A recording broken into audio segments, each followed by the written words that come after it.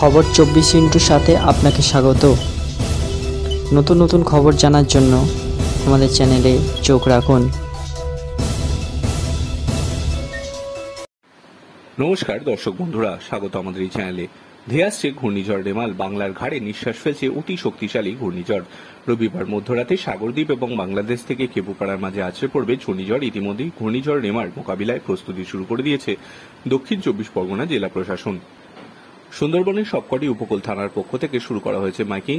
ছোট ভুটভুটি নিয়ে যারা মাছ ধরেন তাদেরকেও সতর্ক করা হয়েছে। ঘূর্ণিঝড় আসার আগে থেকেই মুখভার আকাশে শুক্রবার বিকেল থেকে হলদিয়া, নন্দকুমারের মতো একাধিক এলাকায় বৃষ্টি শুরু হয়। আজ শনিবারও একাধিক জায়গায় ঝড় বৃষ্টির সম্ভাবনা। রবিবার রাতে ল্যান্ডফলের পর কলকাতার উপর দিয়ে বইবে দুর্যোগের হাওয়া। ঘন্টায় 90 কিলোমিটার বেগে ঝড় হতে পারে। তবে চিন্তা বেশি উপকূলবর্তী এলাকাগুলি নিয়ে, সেখানে ঘন্টায় 100 কিলোমিটার বেগে বইতে পারে ঝড়। ব্যাপক দুর্যোগের সংখ্যা সুন্দরবন থেকে শুরু করে বকখালি, ফ্রেজারগঞ্জ সহ একাধিক এলাকায়। ইতিমধ্যেই জলপথে পুলিশের পক্ষ থেকে মাইকিং শুরু করা হয়েছে। এছাড়া বকখালি, সাগর, ফ্রেজারগঞ্জ পর্যটন কেন্দ্রগুলিতে সতর্ক করা হচ্ছে পর্যটকদের। পূর্ণিমার কোটালের জেরে সমুদ্র উত্তাল, পর্যটকদের সমুদ্র স্থানে কড়াকড়ি জারি করা হয়েছে।